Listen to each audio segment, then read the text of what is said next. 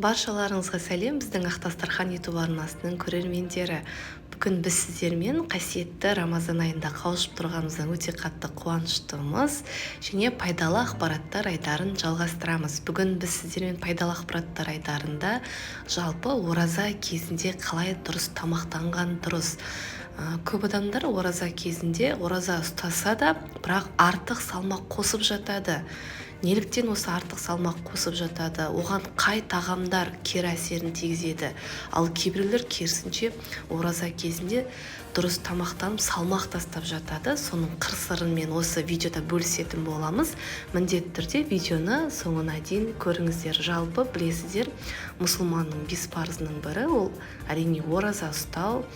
Ағзамыз үшін оның өте пайдалы тұстарын біз бәріміз де білеміз, бірақ көбіміз ораза кезінде осы қалай тамақтану керек, қандай тағамдарды жеген дұрыс, қандай тағамдардан бас тартқан дұрыс дегенге көп мән бере бермейді де, оразадан берілетін керемет қаншама біздің денсаулығымызға келетін пайдалы сауаптардан құр қалып жатады. Яғни өйткені ораза айында біздің ағзамыз толық демалады, білесіздер. Алғашқы бастапқы 3 күнге дейін бастарымыз ауырып, ағза түсінбей қалуы мүмкін, бірақ 3 күннен кейін 3 күн мен 7 күн арасында біздің ағзамыздағы қанттың мөлшері төмендеп, ағза жаймендеп, өзі іштегі майларды еріте бастайды.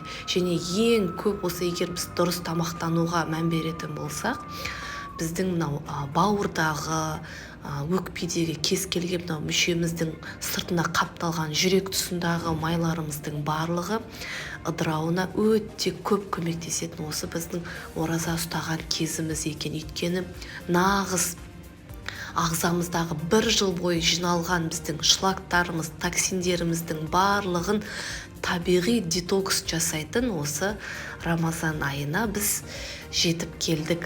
Ал енді Рамазан айын қалай дұрыс ұстаған дұрыс? Соған міндетті түрде мән беруге. Жалпы қалыпты емес тамақ рационы, дұрыс жолмен тамақтанбау сіздің жұмыс өнімділігіңіздің төмендеуіне, тез шаршауыңызға әкеліп соғады. Дәрігерлер таңғы сәресінен бас тартпау қажеттігін басып айтады. Неге? Өйткені таңғы сәресіні тек қана дәрігерлер емес, тіпті біздің дінімізде де негізі таңғы сәресіні ішкен дұрыс. Өйткені сәресіде сауап бар деп те айтады. Себебі таңғы сәресіні ішу арқылы біз өзіміздің күні бойғы энергиямызды толықтыра аламыз және қатты шаршағыштық сезімдерінен біз аулақ болады екенбіз.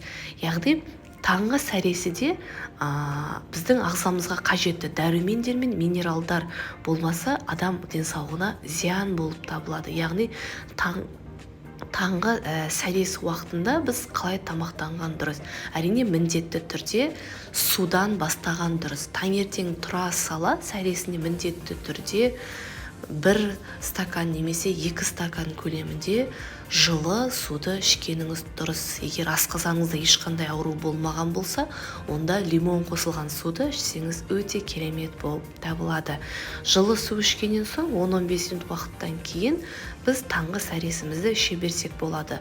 Оның құрамында не болу керек? Жеңіл-желпі кашалар немесе йогурттар, жемістерді міндетті түрде қосқанымыз дұрыс. Өйткені біздің ағзамыз тәттіні қалайды, ал біз тәттіні жемістерден аламыз. Ал жемістерден алған тәтті ол бізде табиғи глюкоза болып табылады. Сондықтан міндетті түрде таңғы сәресіге жемістерді, сонымен қоса көкөністерді қосқанымыз дұрыс.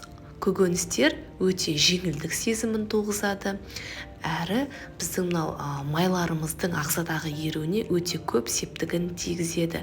Сонымен қоса, жеміс көкөніспен қоса, біз белокты да ұмытпағанымыз дұрыс. Себебі белоктар бізге күні бойы энергия беріп отырады. Сондықтан ақуыздар және майлар 1 тілім нанға өзіңіздің күнделікті норма 1 шай қасық немесе 2 шай қасық көлемінде нанды майды нанға жағып жесеңіз болады, немесе каша жасап сол кашаларға қосып жесеңіздер болады.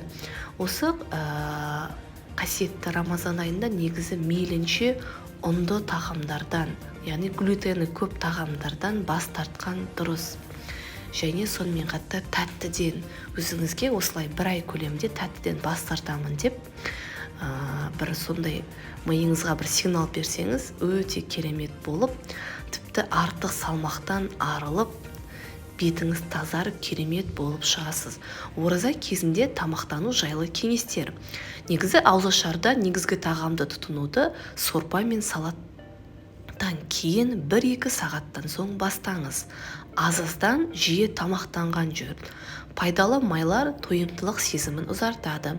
Рационда жаңғақтарға, сүт өнімдеріне және етке басымдылық беріңіз. Суды жиірек ішіңіз. Тамақтану режимінің өзгеруіне байланысты ішек проблемалары пайда болуы мүмкін. Олардың алдын алу үшін диетаға көбірек клетчаткаға бай тағамдарды қосыңыз. Сәйдесіні жіберіп алмаңыз. Таңертеңгі тағамға айран, йогурт, жұмыртқа, ірімшік, дәнді нан сияқты жеңіл тағамдарды таңдауға болады.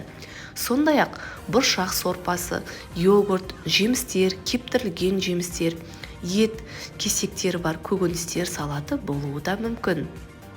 Газдалған шырындар, фастфуд секілді дәрумендер мен минералсыз тамақтан бас тартқан дұрыс. Тамақ дайындау әдісіне назар аударыңыз. Қайнатылған, пеште немесе буға пісірілген тағам біздің асқазанымызға анағұрлым пайдалы екенін ұмытпаңыз. Шөлдететін тағамдардан бас тарту. Мысалы, ұн өнімдері, тәтті кондитерлік тағамдар біздің асқазанымызға ауырлық сезімін тудырады. Тіпті ысталған, тұздалған, маринадталған өнімдер де бізде шөлдік сезімін беріп, энергиямызды қатты азайтып жіберуі мүмкін. Рационыңызда көмірсулар мен майлар мен ақуыздарға байытылған тағамдардан құрғаныңыз дұрыс. Егер сіздер ораза бойы фастфуд өнімдерін жейтін болсаңыз, дайын өнімдерді немесе майлы, қатты қуырылған тағамдарды жеп жүретін болсаңыз, кебі сіздер 5 және 7 килограмм салмақ аралығында қосып алуыңыз мүмкін. Яғни артық қыламын деп тыртық қылып алмағаныңыз дұрыс. Өйткені ораза кезінде біз күні бойы ашығып, ағзамызды тазартып, дайындап отырған кезде оған ауырлық сезімін тудыратын фастфудты, тәтті ұнды тағамдар берген кезде міндетті түрде артық салмақ және артық ауруларға пайда болуымыз мүмкін. Сондықтан ораза ұстаймын деп өзіңізге қатты артық салмақ қосып, энергияңызды төмендетіп алмаңыз.